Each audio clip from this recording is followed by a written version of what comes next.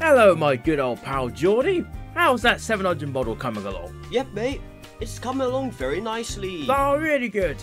Listen, mate, I've just had a look at my train database system, and apparently the 700 is too new to work into the EMU pack. Oh, God, you're right. This isn't from the 1930s. Yeah, we're gonna need to make some unannounced changes. Right. So shall I sell this off to Dovetail? Yeah, just mail your PC over to Chatham and they should have the rest of it covered. You've got mail. Oh dear, what does the 700 sound like? Wrong answers only. A Class 395. Correct! Have this released in time for dinner. And so, after all of that, the worst piece of train sim DLC to ever exist was born. Yes, my friends, that was the whole story behind the release of the Class 700 for Train Sim. The one train we all cried for that DGG didn't even try to get right because... But alas, our wonderful friends at Arm Spray Dishwasher came to the rescue with a new enhancement pack for the train, additionally featuring the Class 707 and...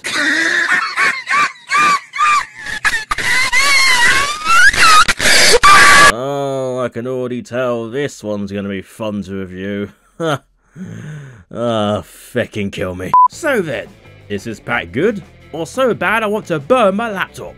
Well, watch until the end to find out. And mind you, as I do love a good Desiro City, I think you know exactly what to expect from me by now. Anyway, roll the intro, Gary! So, as I rightly predicted, the Class 700 was indeed AP's next big thing on their agenda. Except not quite as big and anticipated as I originally thought. In fact, the reason I said those words at the end of the last review was because I genuinely thought this would be released as an EMU pack, which if I'm right was actually going to be the case, as it was talked about a lot. And I even got a little insight of early progress. But then Geordie sold his unfinished model off to DGG, and the rest was history. Now, Geordie Blumberg, founder of the now dead Mastery Simulations, is well known in the train sim community for some of his relatively fantastic models. You know, he modelled trains like the Class 460, the gorgeous 411, the 319, and nah, actually not that, feck off. Oh! But this? I mean, you're kidding, right? Now before some of you choose to have a go at me because you think this model is great in every single way, it's not okay, it's just wrong. The thing looks nothing like a real Class 700, because it's a model of the bloody prototype. Like, come on Geordie, it's one thing to blow our minds away with some of your previous models, but then to think crap like this is okay to release as well is just dumb. And obviously DGG couldn't help it either, but you get the point. That isn't the worst part though, because what you do when your name's Richard, and you really want to include the 717, even though there's no model of one. Well, it's fairly simple. You take the 700 model, bring back George, and...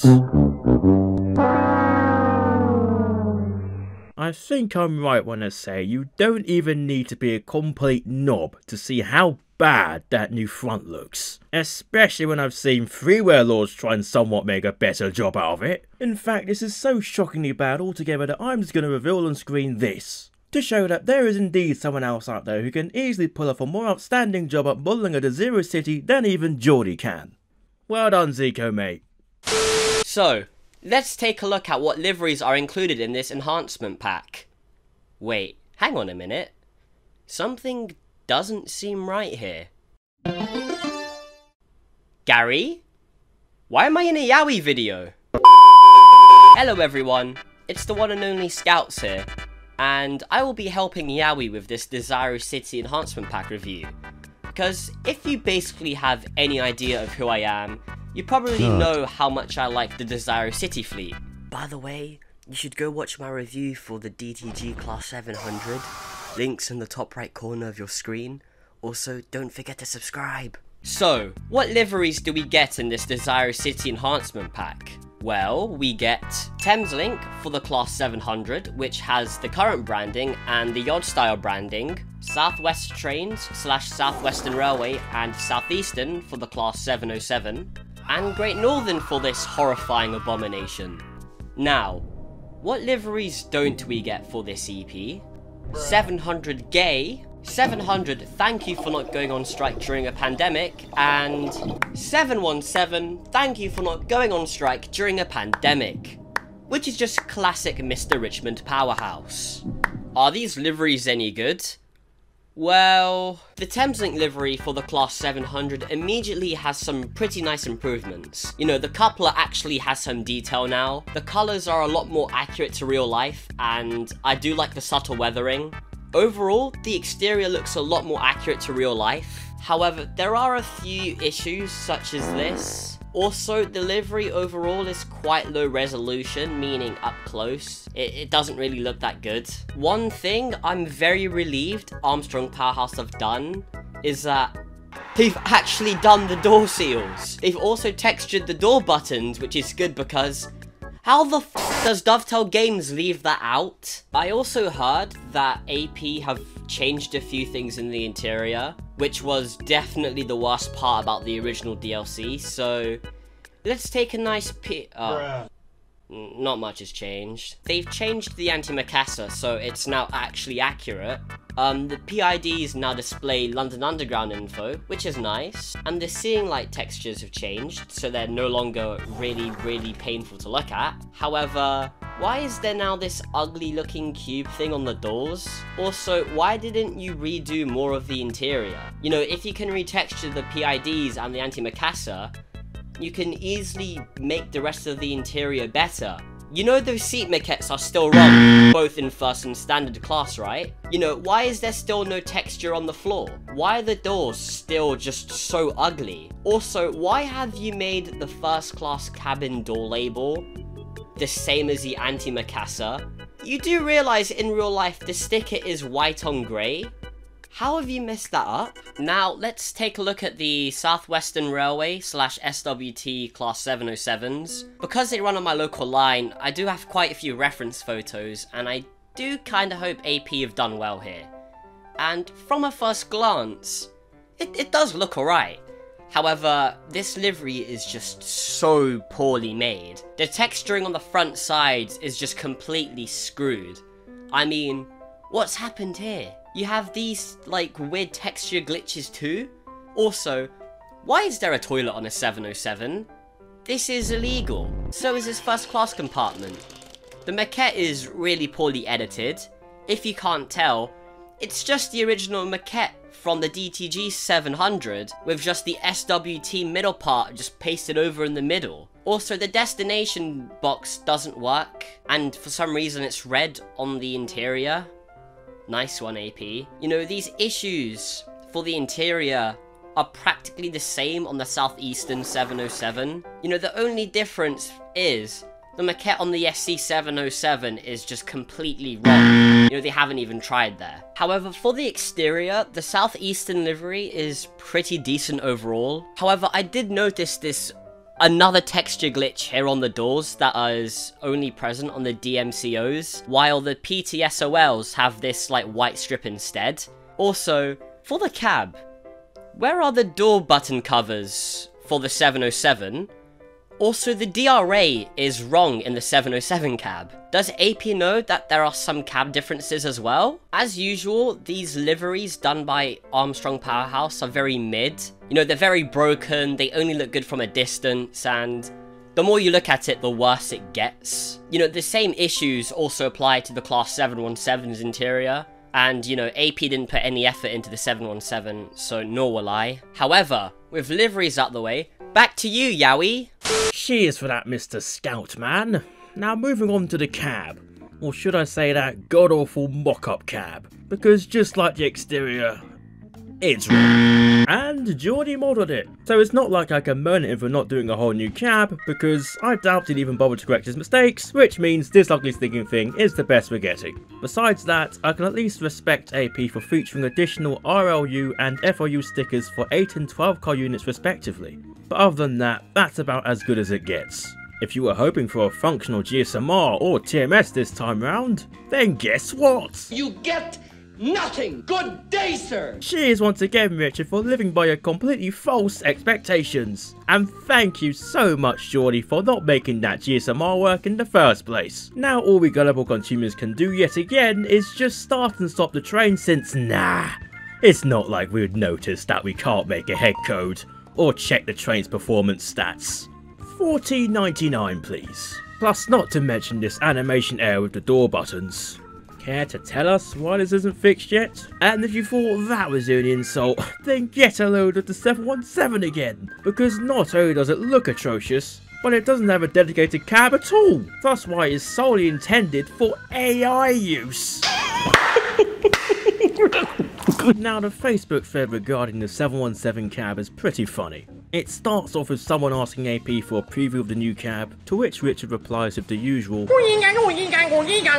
Some people agreed it was lazy and misleading, but then Glenn Doig steps in with the response of the century. Watch out, watch out, watch out, watch out! And I had the audacity to give him an honourable mention in my 465 review video. What on earth was I thinking? A response like that isn't tolerated here, so please reflect on what you've done and try again later. Now we look further down the thread. This suspicious fellow under the name Harry John posts an image of this, which appears to be a custom model of a 717 cab. Now it's not like Richard would notice any potential in that. Oh no, wait, he did! My gosh, this is incredible! If all goes ahead in this case, then we might expect to see the 717 with a dedicated cab update, courtesy of Mr. Transport Guy rather soon. For the extra price of 100 quid. Oh come on, keep the music playing. No, don't be like that, it's the truth. Oh, just, Gary, change the channel. Ah, much better. Right. Let's see what features are included. Wheel slip protection, neutral section functionality, dual voltage functionality. You can change the destination display, just not from the cab, just the keybind. Parking pantograph, and the rest is listed under bits and bobs. Also, where the f is the TMS in GSMR? How lazy are you? You guys literally added the GSMR and TMS screens that function onto the 444 and 450 EP and for the Electrostar EP. So there are literally zero excuses here. Hell, it's -5 excuses, it's negative at this point. Time is not an issue, nor is implementation since, you know, it's your friend's model, you're used to working with that. Even a dumbed down version of the TMS would have been so much better than nothing. And now for the best part of the video. Ah yes, in case you didn't know, I've always been a fan of the sounds on the Desiro City family, as I'm sure many of you lot are as well. So let's see how accurately Mr. Powerhouse and crew have recreated the sounds here. Hopefully it's not just a refined Class 395 motor for the AC variants, but we'll see. Roll the trailer.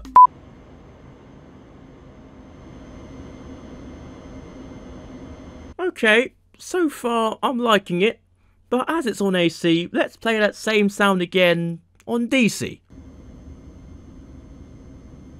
Yeah, I think the sounds vary a little depending on the power mode, but I suppose that's only minor. Next sound, please.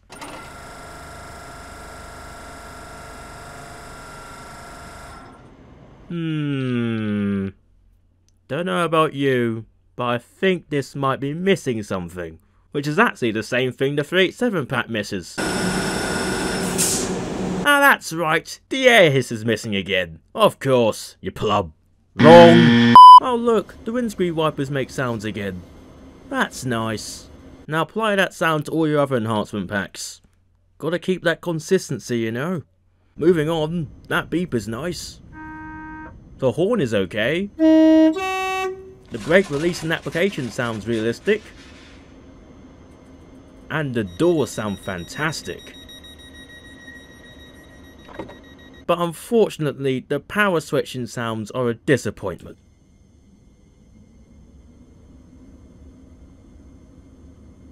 Compared to real life.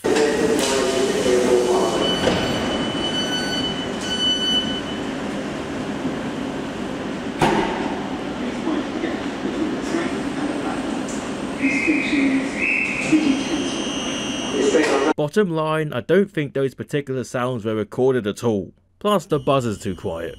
But we move. Anyway, this is all that really counts here. Let me hear that DC motor. Wrong. You really think I wouldn't notice them just ripping those same recordings from the 450 pack? I mean, I can perfectly understand why they did that, but whilst they may sound similar, unfortunately there are minor differences. One difference is that the DC motor on the Desiro City is a bit clearer sounding overall, and the other is that the initial UFO whine does rise to a higher pitch before completely changing tone.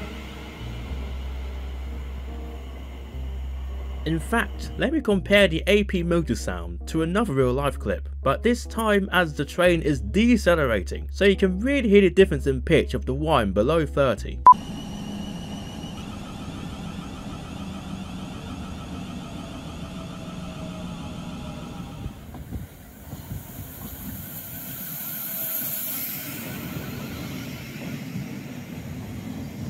Besides that though, I will admit that the AC motors do surprisingly sound really nice. By all means not perfect, but still good enough to listen to without having to crease too much. Unlike that thing. And although it's a bit quiet, I also like how they implemented that very split moment where you can hear the motor slightly before the train takes power, which I didn't think they'd add. Though I say that, they didn't do it for the DC motor. I mean, those sounds were reused, so of course they didn't. I would have preferred it if they recorded the DC motor as well as the AC motor, but apparently that's too much to ask. Oh well, at least the cab sounds are a bit better. Okay, joking aside, I do like the addition of the whistle as you accelerate and decelerate. Just the sound is a bit too loud, though really I'm not too fussed. Overall, the cab sounds get a thumbs up from me. Apart from...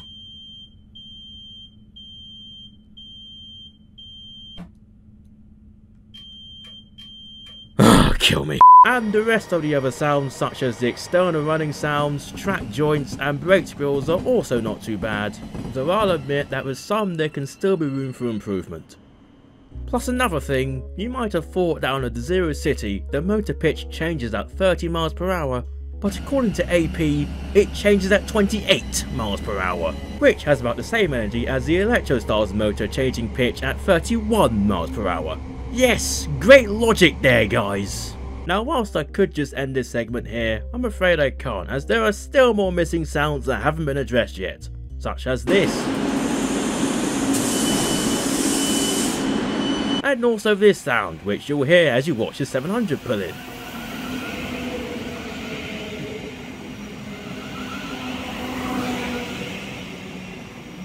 Richard, out of all the cool sounds you can hear on the Desiro City, how the hell did you miss out the fecking cooling fan? Yes, like with the 444 and 450, they have that sound too, you know. And don't think that just because you didn't hear it means you don't even bother putting it in.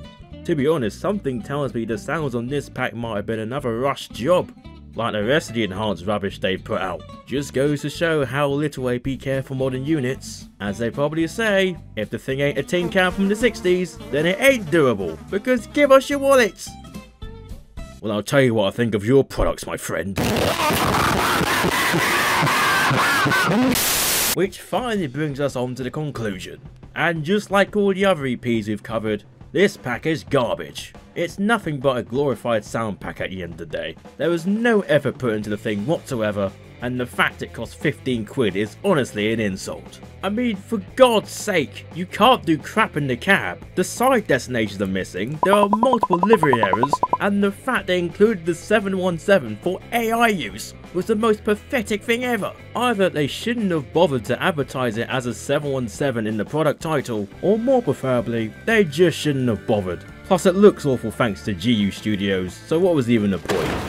However, I will say that despite the aforementioned, this is definitely the best sounding pack they've done, behind the 411. I really like how the AC motors were done, but the DC sounds were just nicked, and for that reason I'd just avoid driving on DC completely. It may be better to drive in TS, but if you really want to be immersed by the train, then visit the real thing. I'm not even kidding, it's more worth your time. Anyway, that's all about I've got to mention, but before we go, what does ScoutZz have to say for it?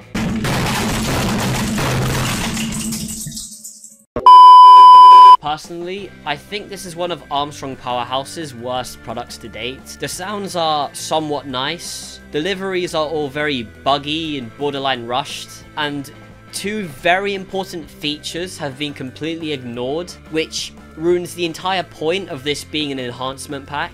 Surely I'm not the only one who's getting bored of Armstrong Powerhouse being comically inconsistent from pack to pack. I mean, this might have heavily improved the DTG 700, however, this is literally AP at their worst, and you can't deny this. It's easy for anyone to come out and defend Armstrong Powerhouse with their lives, because they're one of the community's leading developers and, you know, we need to be grateful for everything they churn out at us. However, this pack is just shambolic, and that really needs to be addressed. But, would I recommend this enhancement pack? Drumroll please.